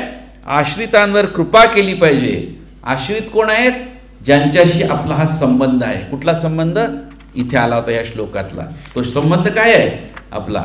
तर गुरु, कोणीही व्यक्ती, आता आपण कोणाचे गुरु असू शकतो, पती असू शकतो, स्वजन असू शकतो, पिता असू शकतो, जननी असू शकतो, दैव इतरांपेक्षा श्रेष्ठ व्यक्ती असू शकतो, आणि पती असू शकतो. ह्या सर्व जी नाती आहेत, ही नात्यामध्ये आपण ज्यांच्याशी संबंधित आहोत त्यांना या जन्ममृत्यूच्या चक्रातून बाहेर काढणं म्हणजे पहिल्यांदा स्वतः पालन केलं पाहिजे, आपल्याला समजून घेतलं पाहिजे, ज्ञानी बनलं पाहिजे, आणि हे ज्ञान त्यांना दिलं पाहिजे.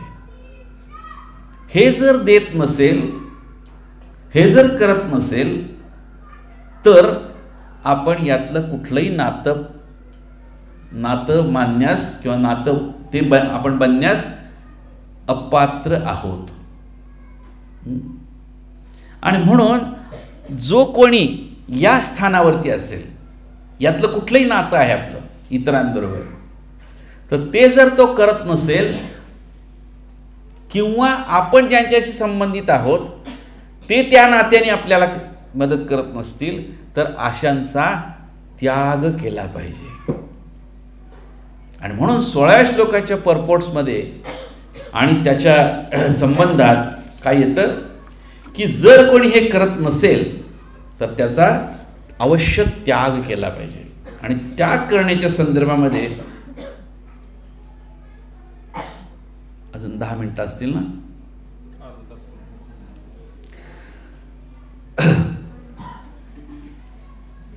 इतर जण जरी अशा प्रकारे वागत असतील तरी काय केलं पाहिजे?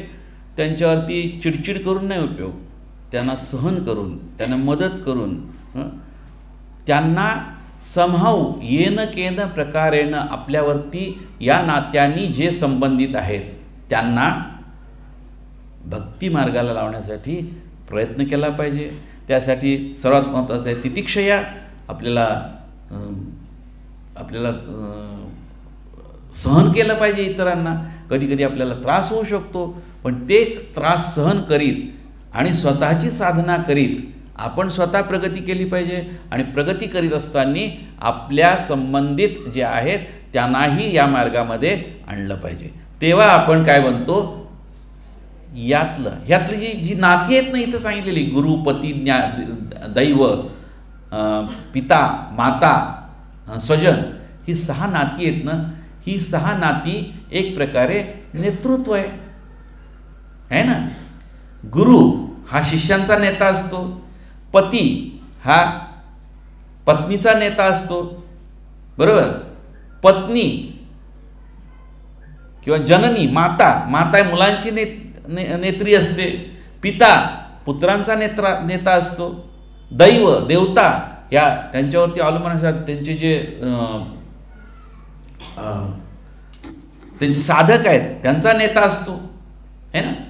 जर हे नेता आहे म्हणजे आपण प्रत्येकजण छोट्या मोठ्या प्रमाणामध्ये नेता आहोत की नाही.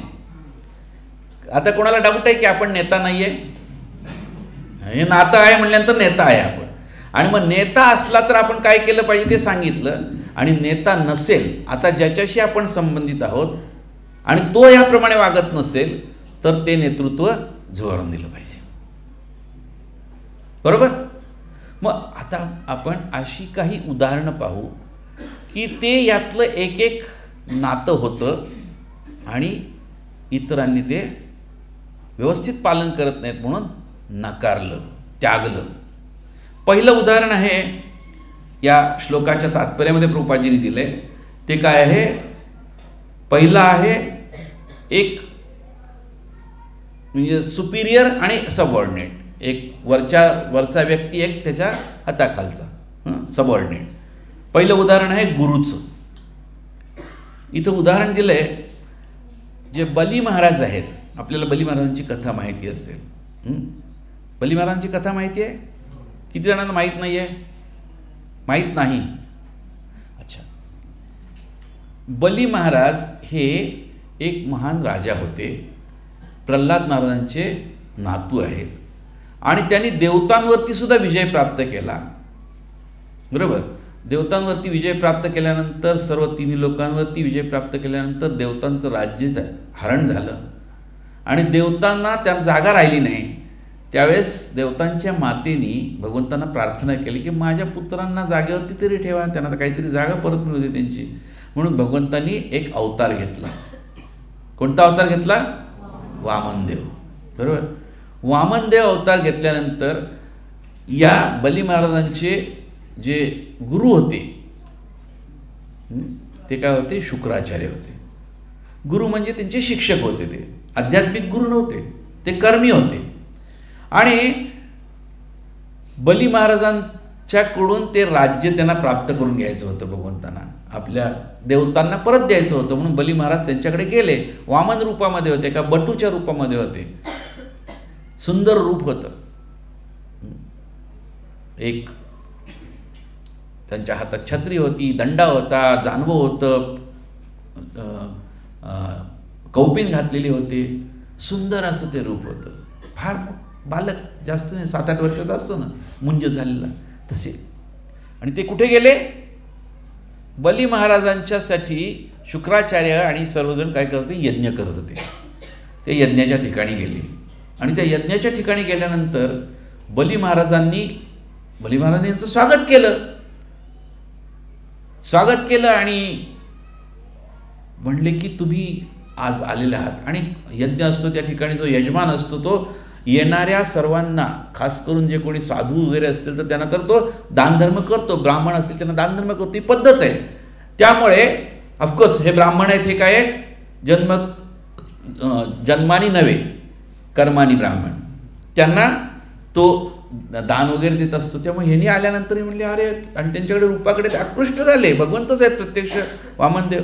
त्यामुळे आकृष्ट झाले बली महाराज. आणि ते म्हणले मी तुम्हाला काय देऊ, तुम्ही मागाच्या. याचक म्हणून आलेले. आणि हे पण गेले याचकासारखे. ओम भवती भिक्षान देही. म्हणजे झाल्यानंतर असतं ओम भवती भिक्षान देही. तर तसंही गेले आणि बली महाराजांना भिक्षा मागितली. म्हणले भिक्षा काय देऊ तुम्हाला सांगा, मागा तुम्हाला काय पाहिजे ते मागा. म्हणले मी तर एक ब्राह्मण आहे, ब्राह्मणाने अल्पसंतुष्ट असलं पाहिजे, काही नाही, मला जेवढं लागतं तेवढंच द्या, मला 3 पावलं जमीन द्या म्हणले. काय म्हणले 3 पावलं जमीन द्या. आता इकडं शुक्राचार्य बसले होते. शुक्राचार्य लक्षात आले, अरे काहीतरी गडबड आहे, हा मागतोय. आणि बली महाराज म्हणले तुला काय, हे काय माझं राज्य हे पाहिजे, धनसंपत्ती जे पाहिजे ते हे काय मागताय तुम्ही. म्हणले मी अल्पसंतुष्ट असले, ब्राह्मणाने अल्पसंतुष्ट. शुक्राचार्य म्हणले गडबड आहे काहीतरी. शुक्राचार्य म्हणले देऊ नका. काय म्हणले देऊ नका, हे विष्णू आहेत, सगळं हरण करतील तुमचं, सगळं तिन्ही तुमचं जे राज्य आहे ना ते सगळं हरण करतील. आता गुरुची आज्ञा आहे, देऊ नका. बली महाराज म्हणले चुप, त्यागलं तुम्हाला. जर ते भगवंत असतील स्वतः आणि ते जर मागत असतील तर मी ते आजून दिलं पाहिजे सगळं. बली महाराजांनी गुरूंची आज्ञा तोडली, गुरूंना त्यागलं. कशासाठी त्यागलं? भगवंतांसाठी त्यागलं. भगवंतांना ते म्हणले हे पाणी घेतलं सोडलं, तुम्ही मागितलं 3 पावलं घ्या, तुम्हाला दिली, सोड, अर्घ्य दिलं. भगवंतांनी लगेच काय केलं, विस्तार सुरू केला स्वतःचा. कुठपर्यंत पोहोचलं त्यांचं, हे शिर आहे आकाशापर्यंत पोहोचलं. 1 पाऊल टाकलं पुढे, खालचे सगळे लोक व्यापून टाकले. दुसरं पाऊल उचललं, वर घेतलं, आकाशाला भेदलं, या ब्रह्मांडाला भेदलं. ब्रह्मांडाला भेदल्यानंतर त्याला छेद गेला. ब्रह्मांडाच्या बाहेर विरजा नदी आहे. आध्यात्मिक जगत आणि ब्रह्मांडाच्या मध्ये विरजा नदी आहे. विरजा नदीचं पाणी टपटप पडायला सुरुवात झालं. भगवंतांच्या त्या चरणावरून खाली वाहत आलं, वाहत आलं. वेग तर प्रचंड आहे. तो वेग खाली येता येता येता एवढा वेग होता, कोण धारण करणार? कोण धारण करू शकतं भगवंताच्या या पाण्याचा ओघ? गंगाधर जे आहेत ना, शंभू, शिवशंकर, विश्वनाथ, त्यांनी ते आपल्या जटेमध्ये धारण केलं. मग वेग कमी झाला आणि मग गंगा वाहू लागली पुढे. पण इकडे बली महाराजांना आता काय राहिलं? खालचं जग व्यापलं, वरचं व्यापलं, तिसरं पाऊल कुठं ठेवू विचारलं बली महाराजांना. बली महाराजांनी स्वतःला पूर्ण समर्पित केलं, आपलं शिर झुकवलं, म्हणले माझ्या डोक्यावर ठेव. भगवंतानी त्यांचा चरणकमल बली महाराजांच्या मस्तकीवर ठेवला. बाह्यता काय वाटू शकतं? भगवंतानी त्यांचे पाय ठेवला असतं ना, जो अबघत पाय ठेवला, काय लाथ मारलं. पण भगवंतांच्या चरणाची एक कण मिळणं म्हणजे दुरापास्त गोष्ट. आणि जर अख्खा चरण डोक्यावर ध्यान केलं, भगवंताची केवढी मोठी कृपा झाली. आणि भगवंतांनी त्यांना दाबलं खाली. कुठे गेले? पाताळ लोकामध्ये गेले. आणि त्यांना सांगितलं, पाताळात पाठवून दिलं बली महाराजांना. आणि भगवंत, सगळं झालं, लीला संपन्न झाल्यानंतर भगवंत स्वतः गेले बली महाराजांच्या बाहेर द्वारपाल बनून. आणि पुढचे इंद्र बली महाराज डिक्लेअर केले. काय केलं बली महाराजांनी? त्यागलं कुणाला? गुरूंना. कोणासाठी? भगवंतासाठी. त्यागलं नसतं तर काय मिळालं असतं? 3 लोकांचं राज्य असतं, ते तात्पुरतं असतं. पण भगवंतानी शाश्वतरित्या त्यांच्यावरती कृपा प्रदान केली. बरोबर? सो म्हणून गुरु अयोग्य वागत असेल, चुकीचा सल्ला देत असेल, चुकीचं मार्गदर्शन करत असेल, तर अशा गुरुचा देखील त्याग केला पाहिजे. गुरुर्न सस्यात. पुढे येतं स्वजनव न सत्यात. स्वजनामध्ये कोण येतं? भाऊ, बहीण, छोटा भाऊ, मोठा भाऊ, सगळे येतं. आपल्याला कथा माहिती आहे रामायणामधली. रामायणामध्ये 5 भावंड आहेत आणि त्याला एक छोटी बहीण, एक बहीण पण आहे. त्या बहिणीचं नाव आहे शूर्पणखा. शूर्पणखेनी जाऊन काय केलं? अरे माझा अपमान झाला, बघ तिकडे ती सुंदर स्त्री आहे, तुझ्यासाठीच सांगितलं रावणाला जाऊन. रावणाने सीतेचं हरण करून घेतलं, नेऊन ठेवलंच. आणि रावण कुंभकर्ण हे तो 5 नाहीत, हे 3 भाऊ आहेत. आणि त्यातल्या रावणाने काय केलं, कुंभकर्ण तर 6 महिने झोपूनच राहायचं. तर मग रावणाला ज्यावेळेस हनुमान गेल्यानंतर परत विभीषण जो आहे भाऊ धार्मिक होता, तो म्हणला, अरे काय चुकीचं करतोस तू, हे बरोबर नाही आहे असं करणं, त्याग कर, तू सीतेला सोडून दे, रामाशी तिचा संबंध आहे, तू हे करू नकोस, दे सोडून, नाही तर तुझा सर्व नाश होईल. चांगलाच सल्ला देत होता ना विभीषण, चांगलाच सल्ला देत होता. पण रावणाने काय केलं, स्वजन आहे, आता हे दोघं स्वजन आहेत, भाऊ आहेत, पण रावणाने तो काय केला, नकारला. शेवटी खूप हे केली, भर्त्सना केली, आणि शेवटी विभीषणाला हाकलून लावलं. आणि विभीषण कुठे गेला, प्रभू रामचंद्रांकडे गेला. प्रभू रामचंद्रांनी त्याला स्वीकारलं. वानर नको म्हणत होते, पण हनुमान सल्ला नाही आलाय ना, लक्ष नाही की येस. आणि यांनी सल्ला पण दिला, तर रावणाला मानलेलं नाही. भगवंतानी विभीषणाला स्वीकारलं. आणि एवढंच नाही तर विभीषणाने सेवा पण केली. विभीषणाने युद्धामध्ये सांगितलं रावणाचा मृत्यू कसा होणार आहे, त्याच्या नाभीमध्ये बाण मारा. रामबाण नाभीमध्ये, रावण खलास. जय श्रीराम, जय जय श्रीराम. इथे पण आपण पाहू शकतो की स्वजनाला त्यागलं, भगवंतासाठी त्यागलं.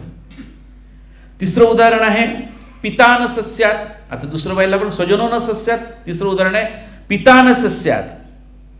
आपल्याला कथा माहिती आहे, हिरण्यकश्यपू आणि प्रल्हाद महाराज. प्रल्हाद महाराज कोण आहेत, हिरण्यकश्यपूचे पुत्र आहेत, है ना, पुत्र आहेत. आता पुत्राचं कर्तव्य आहे पित्याचं ऐकलं पाहिजे. पण पिता जर चुकीचं वागत असलं तर काय केलं पाहिजे, त्यागलं पण पाहिजे, है ना.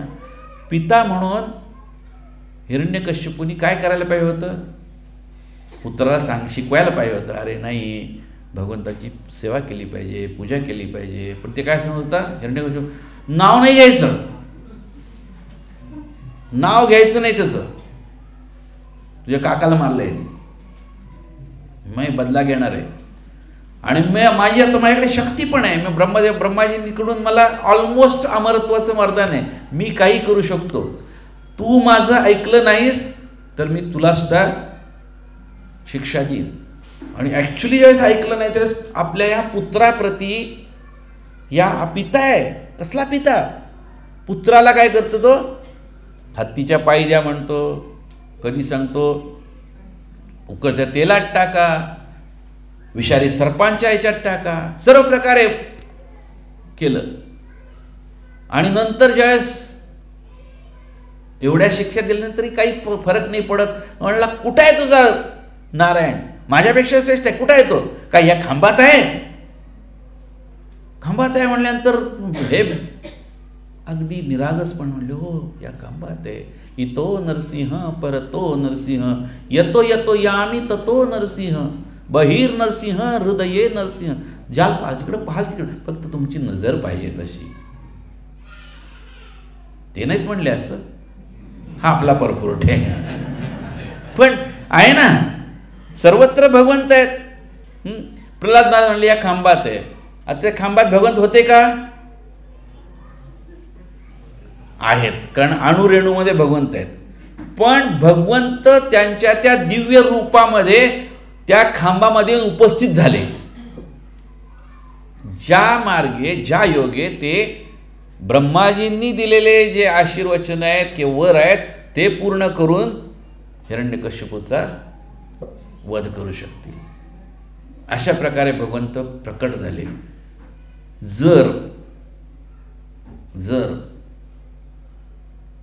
प्रल्हादाने हिरण्यकश्यपूचं ऐकलं असतं, त्यांना त्यागलं नसतं, पितृत्व त्यागलं नसतं, त्यांच्या विरोधात गेले नसते, तर नरसिंहदेव प्रकट झाले असते नाही, है ना. प्रल्हादाने काय केलं, पितान सस्यात, ते आपल्याला भगवंताकडे घेऊन जाण्याचा मार्ग दाखवत नाही, त्यांना भगवंतापासून दूर नेण्याचा दाखवत आहेत, त्यागलं ते पितान सस्यात.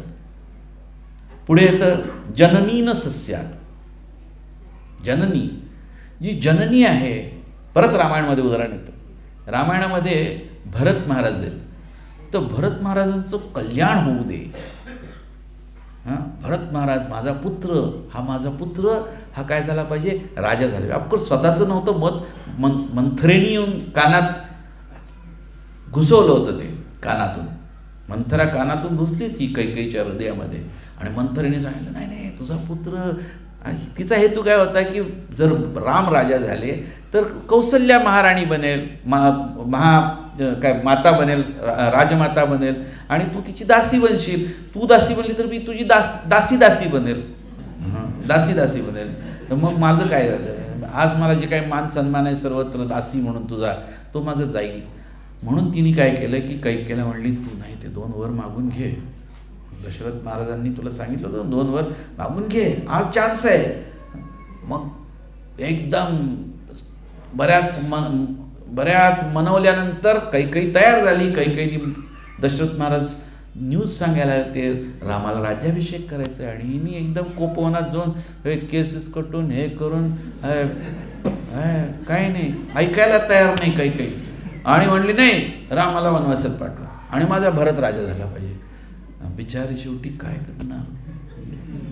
करणार त्यांनी. ठीक आहे बेशुद्ध पडले. कैकेयी राम आले तो पण कैकेयी म्हणली जा, त्यांनी सांगितलंय तुला वनवासात जायचंय आणि भरत राजा होईल. राम म्हणले ठीक आहे नो प्रॉब्लेम, माते तुझी इच्छा, पित्याची इच्छा, ओके नो प्रॉब्लेम. तिला कदाचित अपेक्षा पण नसेल असं काही. पण राम गेले वनवासाला आणि भरत आजोळी गेलेले परत आले. आणि भरतांना ज्यावेळेस कळलं की इथं तर दुःखी वातावरण आहे, काय झालंय नक्की. मग त्यांना कळतं की दशरथ महाराजांचं निधन झालेलंच आहे आणि राम वनवासाला गेलेले आहेत. मग ते जातात मातेला. आणि कोण कारण आहे तर मग माता कारण आहे आपली. मग त्यावेळेस ते कैकेयीची अतिशय भर्त्सना करतात. त्यागतो म्हणले मी तुला, मातृत्व तुझं त्यागतो. का त्यागलं, त्यागून कुठे गेले ते गेले रामांना भेटायला, मनवायला. आणि मनवू तर शकले नाहीत कारण प्रभू रामचंद्र आहेत, ते एकवचनी आहेत. वचन दिलं, बोलले, परत नाही बदलू शकत. शेवटी त्यांनी आपल्या त्या खडावा घेऊन आले. म्हणले मी भगवंतांनी खडावा दिल्या, त्या खडावा घेऊन म्हणले मी राज्यकारभार करणार नाही, खडावा राज्यकारभार करतील. राजगादीवरती खडावा ठेवल्या, स्वतः नंदीग्राममध्ये जाऊन राहिले. ज्याप्रमाणे भगवंत रामचंद्र आणि लक्ष्मण ज्या प्रकारे वनवासात वल्कल नेसून राहिले होते आणि त्या प्रकारे राहिले होते, त्या प्रकारचं तपस्या करीत राहिले भरत. आणि नुसतं असंच नाही तर राज्य पण वाढवलं. अयोध्येचं राज्य वाढवलं, पण त्याच्याप्रती त्यांनी बिलकुल काय ठेवलं नाही, आसक्ती नाही ठेवली. हे मी केले नाही, हे भगवंताचं रामाचं आहे, हाच भाव होता. आणि ते करत असताना ऑफकोर्स ज्या कैकेयीने त्यांना हे सगळं केलं होतं त्या कैकेयीला त्यांनी त्याग केलं होतं. कैकेयीचं मन नंतर परत बदललं. आणि ज्यावेळेस प्रभू रामचंद्र भगवंत आणि 14 वर्ष राम वनवासात होते, त्या पूर्ण वेळ भरत राजवाड्यात आले नाहीत. कैकेयीचं दर्शनही नाही. कैकेयीला त्यागलं होतं त्यांनी. कोणासाठी त्यागलं, भगवंतासाठी त्यागलं आहे ना. जननीन सस्यात. पुढे आहे जे आहे दैवम न सस्यात. दैवम न सस्यात मध्ये येतं की इंद्र जे आहेत, इंद्रदेव देवता आहेत ना, देवतांचा राजा आहे. तर कधी कधी देवतांना सुद्धा आहे ना असुरांबरोबर युद्ध करताना महाबलाढ्य अशा महाशक्तिशाली वीरांची पण आवश्यकता पडते. आणि त्यांनी विनंती केली पृथ्वीवरच्या या राजाला, खट्वांग महाराजांना, म्हणले आम्हाला मदत करा. आणि हे पण गेले तिकडे, मदत केली. आणि म्हणले आता राहा इथं, तुम्ही निवांत सुखामध्ये राहा, स्वर्गामध्ये राहा, तुम्हाला जे पाहिजे ते मिळेल. खट्वांग महाराज विचार करत होते की त्यांना यानं विचारलं की माझं आयुष्य अजून किती आहे काळ. खट्वांग महाराजांना त्यांनी सांगितले की तुमचं आयुष्य 2 दिवस आहे, थोडासा काळ आहे. 2 दिवस स्वर्गातले का 2 दिवस पृथ्वीवरचे. ते विचार केला, नाही नाही इतका काळ नको, आता जे आहे ना पृथ्वीवरती जातो, त्यागलं, स्वर्ग त्यागला, इंद्राला त्यागलं, पृथ्वीवरती आले आणि भगवंतावरती ध्यान करीत बसले, स्मरण केलं आणि आपलं जीवन सफल केलं आणि भगवंताच्या चरणी लीन झाले. कोणाला त्यागलं त्यांनी? दैवालाही त्यागलं. दैवम न सस्या. पुढे एक राहिलं पतीन सस्या, है ना. तर पती आपण पाहू शकतो की पतिश्च सस्या, की जे ब्राह्मण पत्न्या होत्या, आपल्याला कृष्णलीलेमध्ये 10व्या स्कंदामध्ये जी कथा येते तिथे काय होतं की भगवान श्रीकृष्ण त्यांच्या गोपसखांसह यमुना तीरी भ्रमण करीत असतात आणि त्यांना भूक लागते. तर भगवंतांना कशी काय भूक लागते? भगवंतांचं शरीर आपल्यासारखं आहे का? भगवंत त्यांच्या डोळ्यांनी खाऊ शकतात, कानांनी चालू शकतात, पायांनी बोलू शकतात, कुठल्या इंद्रियांनी कुठलंही कार्य करू शकतात. त्यांना भूक लागेल का? त्यांचं जे शरीर आहे ते भौतिक आहे का? नाही आहे, आध्यात्मिक आहे, पूर्णपणे आध्यात्मिक आहे, सच्चिदानंद आहे. पण लीला करीत असताना भगवंत काही करतात, त्यामुळे त्यांना भूक लागली. भूक लागली आणि त्यांना कळलं की इकडं जवळच काही ब्राह्मण आहेत, अनेक ब्राह्मण. त्यांनी मोठा यज्ञ केलेला आहे, यज्ञासाठी सामग्री आणलेली आहे. आणि यज्ञाची सामग्री म्हणजे आजकालची यज्ञाची सामग्री असते तसं नाही, म्हणजे असे 2-2 फळं वगैरे असं काही नव्हतं, अर्ध केळ वगैरे असं नव्हतं, एवढ्याशा भांड्यात तूप असं नव्हतं. भरपूर सामग्री होती, सगळी सामग्री जमा केलेली होती आणि हे तयारीत होते. आता जे पुरोहित होते ते ब्राह्मण होते ते, आणि त्यांना एकदम शास्त्रोक्त पद्धतीने होतं हरी ओम सुरू केलं तरी. आणि हे ते आपल्या म्हणजे सुरू करणार होते, अजून केलेलं नव्हतं काही, अजून कुशंडिका बनवायची होती. तर तेवढ्यात काय झालं, भगवान म्हणले की मला भूक लागली आहे. आपल्या गोपसखांना म्हणले इथं ब्राह्मण आहेत, मोठा यज्ञ करतायत, सामग्री भरपूर आणलेली आहे, त्यांना म्हणावं द्या जरा थोडीशी. तुम्ही बरीच पक्वान्न पण केलेली असतील यज्ञामध्ये आहुती देण्यासाठी. भगवंतांना भूक लागली, सांगा जा द्या म्हणून. ते गेले, त्या ब्राह्मणांना म्हणले की इथे कृष्ण आहेत आणि त्यांना भूक लागलेली आहे, तुमच्याकडे खूप सामग्री आहे, एवढं सगळं जमा केलं आहे, ड्रायफ्रूट्स आहेत, फळं आहेत, हे आहे आणि भरपूर आहुती देण्यासाठी जमा केलेलं, द्या थोडंसं, आम्ही घेऊन जातो त्यांना द्यायला. ब्राह्मण चिडले, म्हणले असं कसं असतं काय, यज्ञ इथं आहे ना, तुम्हाला काही कळत नाही काय, नियम माहीत नाही काय, असं असतं का, तसं असतं का? मग भगवंतकडे परत गेले बालक सगळे, गोप बालक. म्हणले नाही, ते ब्राह्मण द्यायला तयार नाही आहेत. आता ॲक्च्युली यज्ञ कोणासाठी करत होते? भगवंतासाठी. पण ब्राह्मण काय म्हणले, नाही नाही, यज्ञ त्या सिस्टीमने झालं पाहिजे, त्याच्यात आहुती गेली मग ती. पण भगवंत कसे काय, भगवंतांनी तिथनं विचार केला तरी सगळं ग्रहण करू शकतात. पण त्यांना ती म्हणजे वेदाध्ययन करत होते, त्यांना माहिती होतं, त्यांना शास्त्र माहिती आहे, मंत्र माहिती आहे, तंत्र माहिती आहे, सगळं माहिती आहे. पण त्याचा जो मूळ गाभा आहे भगवंताप्रती शरणागती, ती नव्हती. भगवंत म्हणले एक काम करा, त्यांच्या पत्नी आहे तिथं, त्यांच्याकडे जा. माताजींसाठी खूप चांगलं वाटलं, वा. तर खरंच स्त्री हृदय असंच प्रेमाने भरलेलं असतं. त्यामुळे भगवंतांनी त्यांना मित्रांना परत पाठवलं, जा म्हणे त्या ब्राह्मण पत्नींकडे झाला. हे ब्राह्मण पत्नींकडे गेले, म्हणले तुम्हाला माहिती आहे का इथे ना कृष्ण आलेले आहेत आणि कृष्ण आम्ही खेळतोय वगैरे, खेळून थकलोय, कृष्ण थकलेत, ते म्हणतात भूक लागली आहे, काहीतरी द्या. कृष्णाला पाहिजे, लगेच जे काही तयार आहे ते घ्या, डबे भरले, जा म्हणले घेऊन. आता ह्या पत्नी आहेत ना, त्यांनी काय केलं, आपल्या पतींच्या आज्ञेला ते चिडायचे म्हणले, चिडतील वगैरे काही नाही, विचारही नाही केला, घेऊन जा, भगवंताला द्यायचं ना, घेऊन जा सगळं. भगवंतासाठी त्यांनी आपल्या पतींचाही त्याग केला.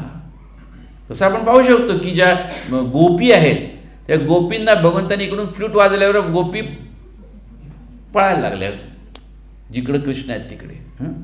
तर आपल्या घरचे नातेवाईक वगैरे सगळ्यांचा त्याग केला. तर हे भगवंतासाठी, हायर प्रिन्सिपलसाठी लोअर प्रिन्सिपलचा त्याग आहे. ह्याचा अर्थ उद्यापासून आपण आपल्या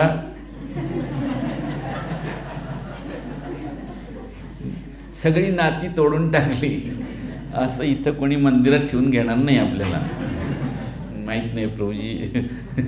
पण कारण सर्वांसाठी आहे ना हे, काही फक्त हे नाही, पती पत्नी पिता पुत्र सगळी नाती येतात आली. तर ह्या सगळ्या, आणि कोणी सिनियर असतील इथले जे आचार्यगण आहेत इथले, ते सर्वांसाठी की आपल्यावरती अवलंबून असणाऱ्या, ज्यांना आपण मार्गदर्शन करतोय त्यांना, किंवा आपल्या भगवंताच्या लीलेमुळे किंवा भगवंतांच्या या सर्व कारण भगवंत त्यांच्यामुळे आपण एका पोझिशनमध्ये असू शकतो. त्या पोझिशननुसार आपली जी कर्तव्य आहेत ती करायची. त्यातलं एक कर्तव्य आहे की आपल्यावरती जे आश्रित आहेत, म्हणजे आपली मुलं असतील, तर मुलं म्हणून आपण त्यांना भगवत सेवेमध्ये लागण्यासाठी, भक्ती करण्यासाठी, प्रेरणा देण्यासाठी आपण सतत कार्यरत असलं पाहिजे. पती असेल तर पत्नीला, पत्नी असेल तर पतीला, मुलं असतील तर मुलांना, आपण कोणाला मार्गदर्शक असो, आपण काही कारणाची आपले जे काही आपल्याकडे कोणी मेंटर, काउन्सिलर आणि काय असतील, कोणी काय असतील, नेतृत्व करणारे असतील, आध्यात्मिक नेतृत्व करणारे असतील, त्या सर्वांचं कर्तव्य आहे की त्यांनी त्यांच्यावरती अवलंबून असणाऱ्या प्रत्येकाला भगवंतांच्या सेवेमध्ये लागण्यासाठी मदत केली पाहिजे. आणि जे आपण नवीन आहोत, बिलकुल नवीन आहे, काहीच नाही, आजच पहिल्यांदा आले, तरीसुद्धा हे समजून घेतलं पाहिजे आणि भगवंतांच्याकडे भगवंताची सेवा करण्यासाठी लागलं पाहिजे. भगवंताची सेवा करायचं म्हणजे काय लगेच आत उठून अजून आरती नाही करायची गरज नाही. भगवंताची सेवा कशाने सुरू होते? नाम आणि भगवंत अभिन्न आहेत. त्यामुळे भगवंताचं जे असं आपण नाम उच्चारण करतो, हरे कृष्णा कृष्णा कृष्णा हरे हरे, हरे राम राम राम हरे हरे, तर ही भगवंतांची पहिली सेवा आहे. भगवंतांच्या प्रतीची सेवा पहिली सुरुवात होते भगवंतांच्या नामोच्चारणाने. त्यानंतर मग भगवंताचं नामोच्चारण करता करता भगवंतांची कथा ऐकणं, श्रवण, कीर्तन, स्मरण, वंदन, पादसेवन हे सर्व करत इतर भक्तांच्या बरोबर चांगल्या प्रकारचे व्यवहार करणं, कोऑपरेटिव्हली राहणं, इतरांना मदत करणं, इतरांची सेवा करणं, भक्तांची सेवा करणं, हे सगळं ज्यावेळेस आपण करत राहतो तर आपणही हळूहळू प्रगती करत जातो. आणि प्रगती, आपली जशी प्रगती होईल, आपल्याला जे समजलं ते इतरांना सांगणं म्हणजे काय? भगवत सेवाचं एक प्रकारे. तर या प्रकारे ज्यावेळेस आपण जीवन आपलं बदलायला सुरुवात करतो, बदलू, किंवा आपण हे समजून त्याप्रमाणे आचरणात आणण्याचा प्रयत्न करू, त्यावेळेस आपण आपलं जीवनाचं जे ध्येय आहे भगवत प्राप्ती ते प्राप्त करू शकतो. Hare Krishna. Thank you very much. ग्रंथराज श्रीमद् भागवतम की जय. श्रील प्रभुपाद की, गुरु महाराज की, गुरु परंपरा की. All glories to Shri Guru end Shri Gaurang. हरे कृष्णा. काही त्रुटी राहिली असेल, चूक झाली असेल, कोणाचं काही मन दुखावलं असेल कशाने, तर